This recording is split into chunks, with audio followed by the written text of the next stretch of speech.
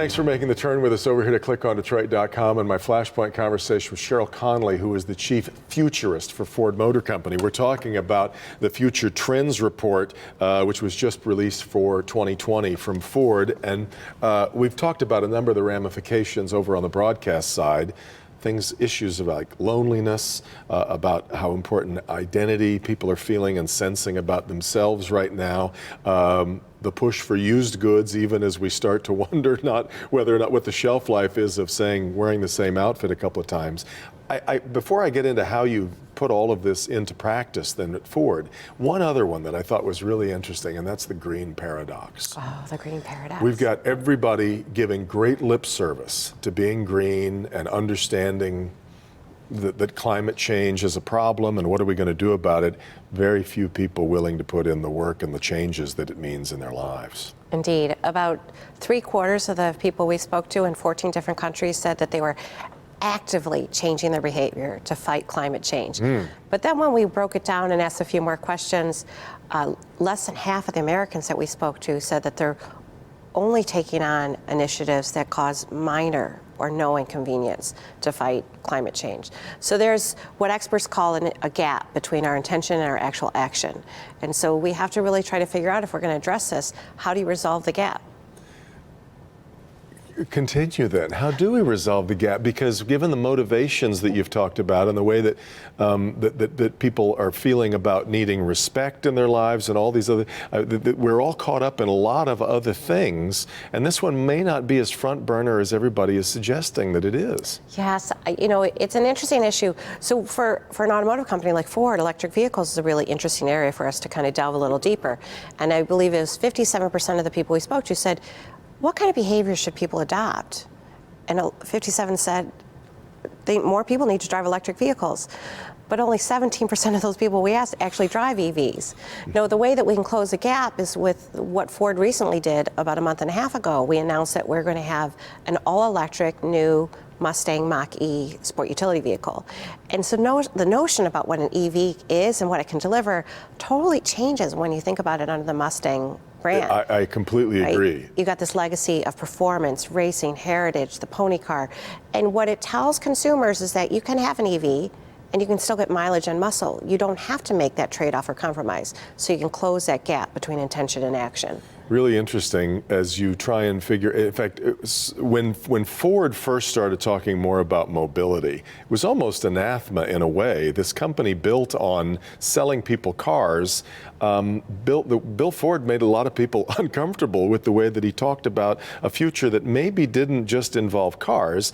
It had to be much more expansive than that. So how do you, as you look at the way that the trends are working in the world, and there are a lot of places, in fact, I haven't had a good night's sleep since Bill Ford told me probably now 7 or 8 years ago that he's the one who told me that in any big city in the world, 35% of the traffic are people just looking for a place to park. It's outrageous. Outrageous. It is outrageous. So what does the future look like to you? Well, in that sense? Some of my vision of the future is formed by Bill Ford, and we as a company are so lucky to have his vision. Because it was in 2011 that he appeared at the TED conference, and he stood in front of this audience of captains of industry, heads of states, innovators, entrepreneurs, and he said, I spent the last 30 years of my life thinking how to sell as many cars as possible, and now I've come to a point that I worry.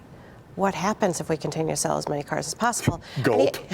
He had gotten to this point because his passion for cars is as strong as his passion for the environment. And so he's looking to try to, how do you reconcile those two?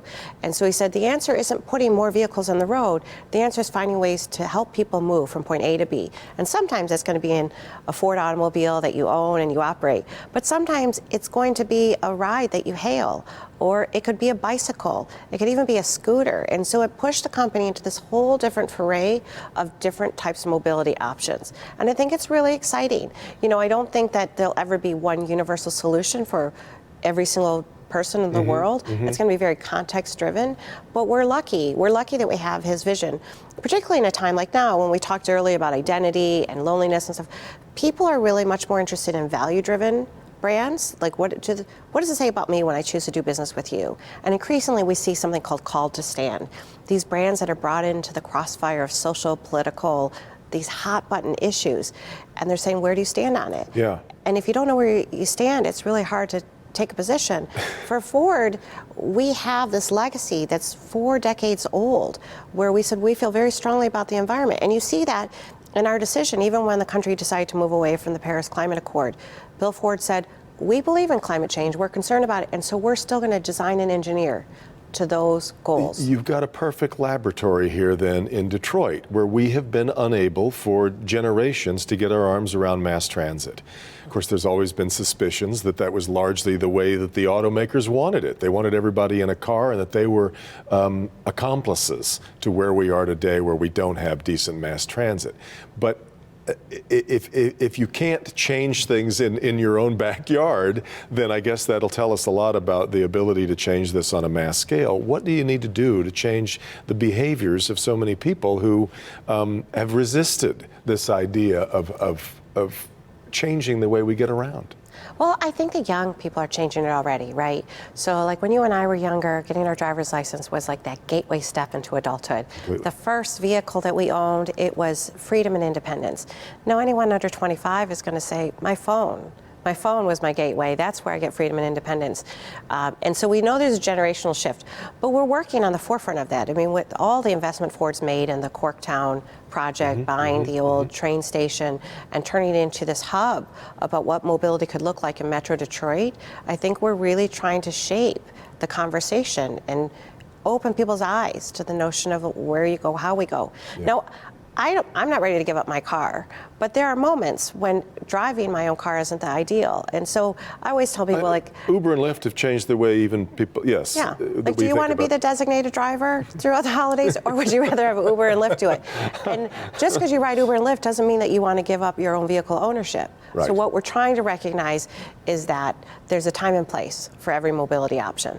Lastly, I want to talk to you then about the trends of where all of this is headed in a technological sense. I can remember covering, I was in Shanghai years ago for Challenge Bibendum, which was this almost a competition that Michelin used to put on.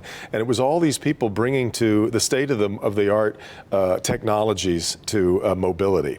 We saw there were a lot of electrics. There were a lot of people trying to run on ethanol. There were a couple of cars that were on hydrogen, which I thought was a kind of a magic trick, yeah, where only water comes out the back end, but the infrastructure is so complicated. You said a while ago it's going to take a lot of different things. Are we going to arrive at one technology that we can all agree on, or is that just never going to happen? It sure would be nice if we did. And despite my title, I can't predict the future. No, that's okay. But absolutely you can. But logic tells me that what we're seeing is that geographically people are going to lean into the resources that are most rich for them. You know, and so China's been very clear, electric. We want to go electric. And is there an argument to be made for the government saying this is how it's going to be? We've always allowed consumers to decide. Yeah. Well, the infrastructure is a really big part of it, right? So when we looked at it, over 70% of the people we said in our survey that I'd be interested in EVs, but for the infrastructure concerns that I have. Yeah. And so we have a chicken and the egg situation, right? So will there be enough infrastructure? And we're working on that to increase our range per charge, more rapid charging. We now have an app called Ford Pass that'll tell you like how much distance you have on your vehicle and how long it'll take you to charge and where you can find charging locations. Those things will help, but all these decisions won't be decided by an OEM. Like, they have to be decided by urban planners, regulators, policymakers. Yeah. They all have a stake in it, and so we're working together, and we are collaborating closely with a number of cities. Pittsburgh, Miami, San Francisco, we have cities in Texas that we're talking to, all trying to say, like, how can we make this work for your city? And we know just from those conversations, they all have different solutions. Which is tricky, trying to get everybody to coalesce, or it's beta or VHS, right? Yes. We're back to that sort of thing. But then on the green front, what are we going to do with all these batteries? It's a massive problem. It is a really big problem, and people smarter than me, fortunately, are taking it on. But I know that that's not the only way to tackle the problem. So we do a lot with biomaterials, and we rarely talk about it in our marketing. So we just actually announced a program with McDonald's where we're taking the chaff from the coffee bean and we're using Oh, it yes, to create, yes. like headlights. We had this story on the air. Yes. In It was fact, a strange, yes, who knew? It's strange. We did an experiment with Heinz ketchup where we took the tomato skins that they don't apparently need for the ketchup, and we turned it into wiring harnesses. I mean, it was an experiment we didn't actually put into production, but there's no end to things that we can do to try to address some of these issues from different ways. Yeah. The battery technology, I'm going to leave to the technical fellows at Ford. Well, you've given me a lot to think about. This is really a lot to chew on, but I loved our conversation. I'm so glad you're here, and I hope we can do it more often. Me too. Yep, great. Thank Sheryl you. Connelly is the chief futurist for Ford Motor Company, which is increasingly Ford Mobility Company, isn't it? Yeah. That's good. Thanks so much for being here. Thanks for making the move with us. Over to clickondetroit.com for Flashpoint.